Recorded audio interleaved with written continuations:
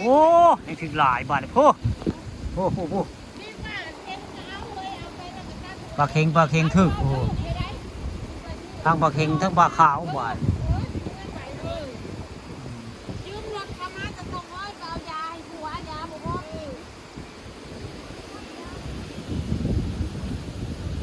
ถึกแต่พวกกระดาษปุ่นโอ้ของปลาลัดแข็งถึกหลายบาทอยู่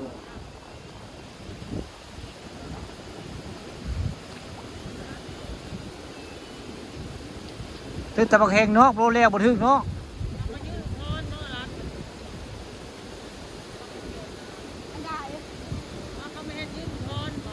นี่คือเป็นภาพพระเจ้าหยกโยปลาอยู่มันม่วงคำในหัวหน้าท่านมันม่วงในมง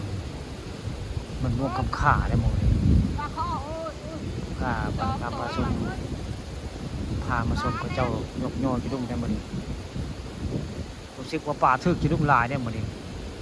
ทึกคู่บ้านยงมิตรปากขีข้าว่าคำนั้นเนี่ยไผ่ที่พวกเลี้ยสิประมูลพวกเลี้ยได้มาดิโยนนี่เจ็บภาพบดมาแล้วผู้ไม่มาทึกแล้วบ่โอ้ทึกลีได้หัดผู้ปลาเค็งทึกเดียวปลาเค็งทึกคู่บ้านยงบันไดทึกคู่บ้านได้ปลาเค็งนั่นพระเจ้ายงโยอยู่นาถ้าบางคำขามันม่วงจากฝนตกเมื่อวานแต่วันนี้โอ้เป็นหมู่มาแล้วผู้เป็นหมู่หยุบมาแล้วเมื่อกี้นี่ยองนึกจะพาบ่หมู่มาแล้วผู้โอ้เป็นหมู่มาผู้เป้า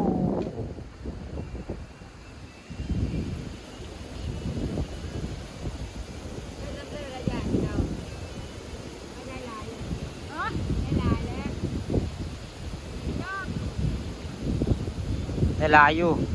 เอาโมมีปลาลดได้มีแต่ปลาเค็งน้อย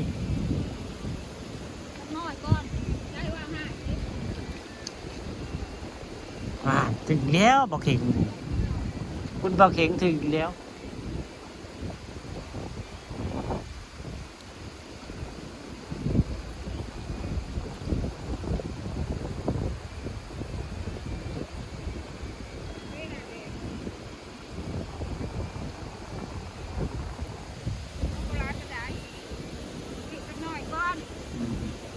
ถ้าอยากซื้อก็อยากซื้อได้ถ้าจะขายถ้าจะขายพวกมันยังบ่หลายบ่ขามาจะมาแวะซื้อเอาให้ได้ลาซะก่อนในห้อยในห้อยมูลห้อยควายได้คนมาถ่าที่ป่า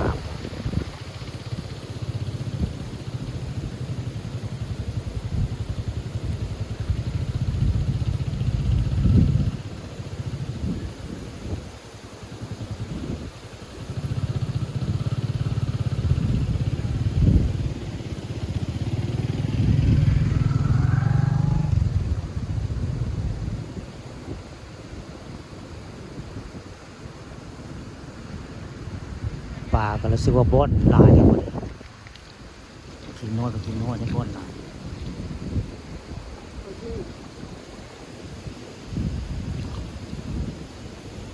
ฮะโอ้ถือคืนพวกมันเลยไปถือคืนพอได้กินน้อย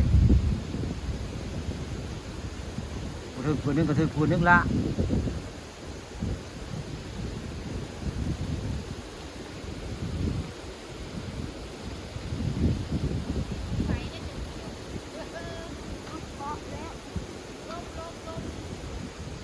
ล้มเลยปลาสิลง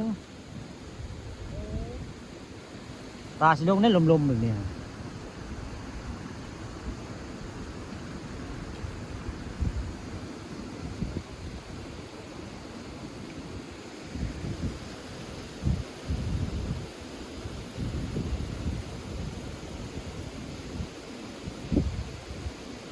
ย้อนนี่จะพามันถึงว่า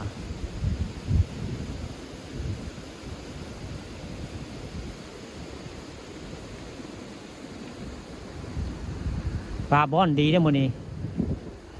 ปลาบ้อนดีปลาเค็งน้อยปลาแม่นปลาใหญ่ไม่มีมองไว้แล้ว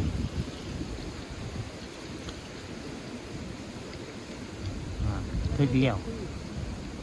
ถึกสันนี้ละถึกกูบาทอยู่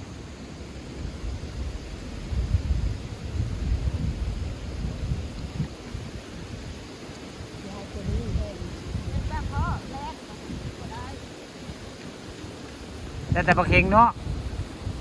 ปลาข้อบ่ได้ปลาเค็ง